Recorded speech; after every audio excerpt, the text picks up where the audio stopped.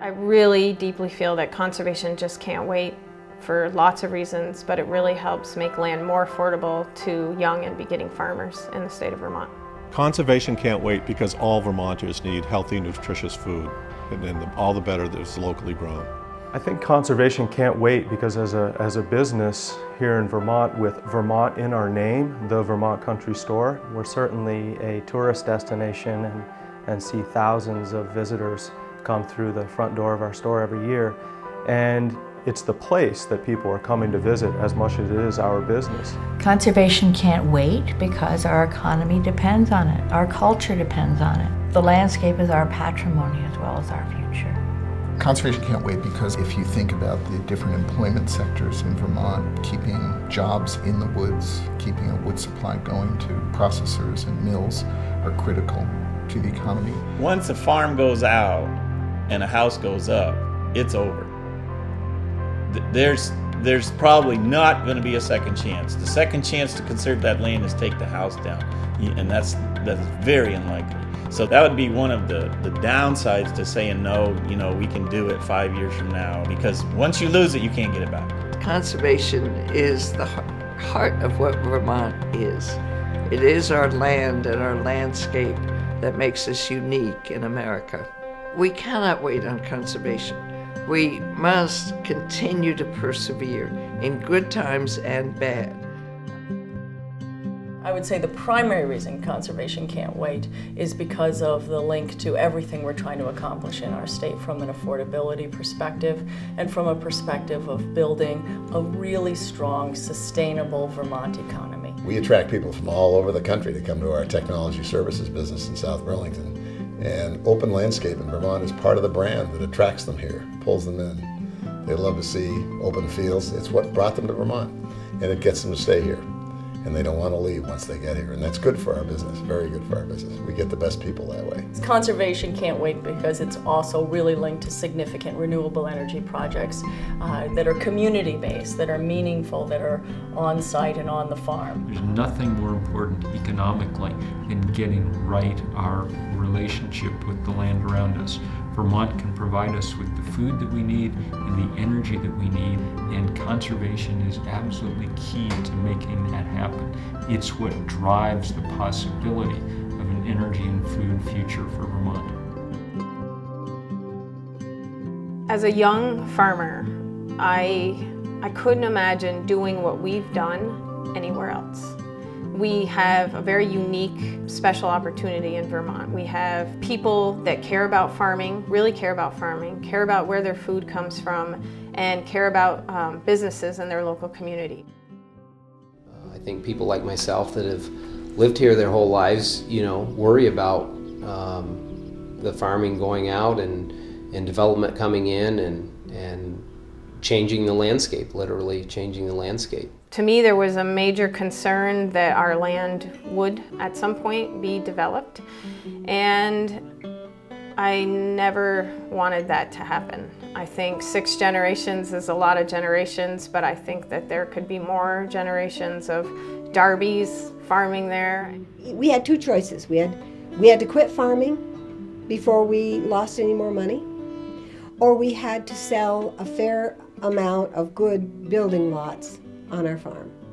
We love our farm, and it really is worth saving. I mean, we were an established farm. We could have kept going the way we were, I guess, but that's not the direction we wanted to go. We wanted a new operation, a modern facility, and the whole thing, and it enabled us to do that by conserving our land. It made it possible for us to go from 80 milkers to 200 milkers.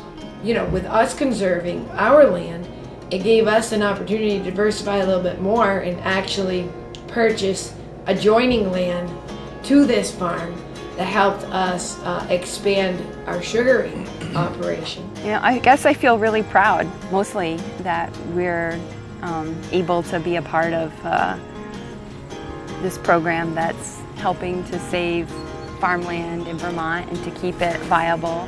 The day that we learned that our projects have been approved, I really felt like the weight of the world came off my shoulders.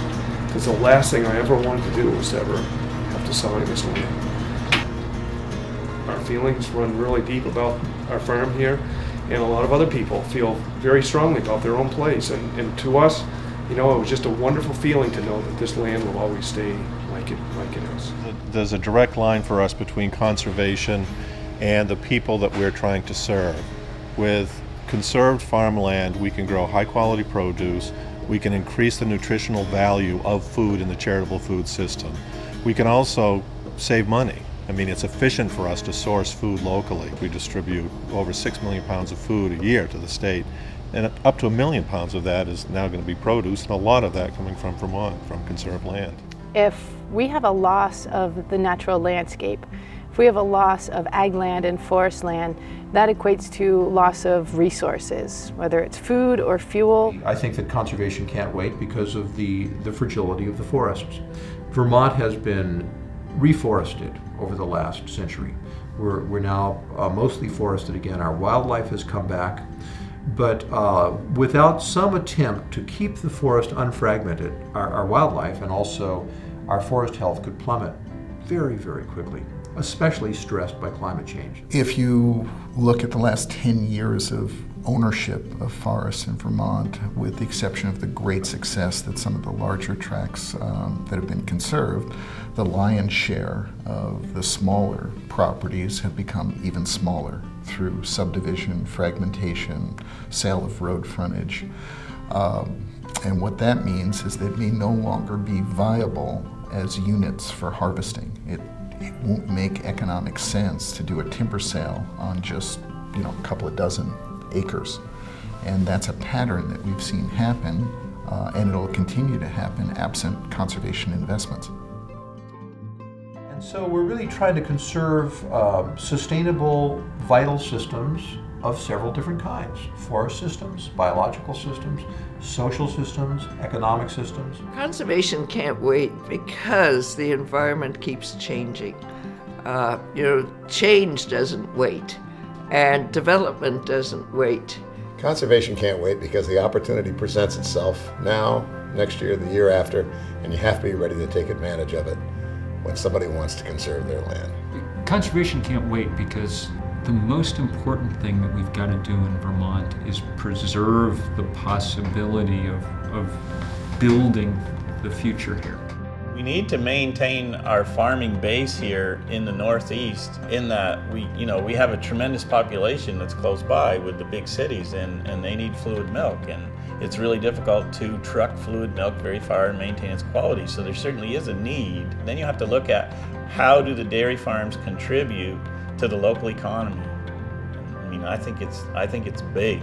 I think it's bigger than a lot of people realize. This is a program that does work, and we've got the evidence to back it up, saving some 500 or more farms that wouldn't be farms if it were not for conservation and for investment in the future of Vermont. So the program is effective. It does cost money, but it's an investment in our future and in our children and in our grandchildren's future.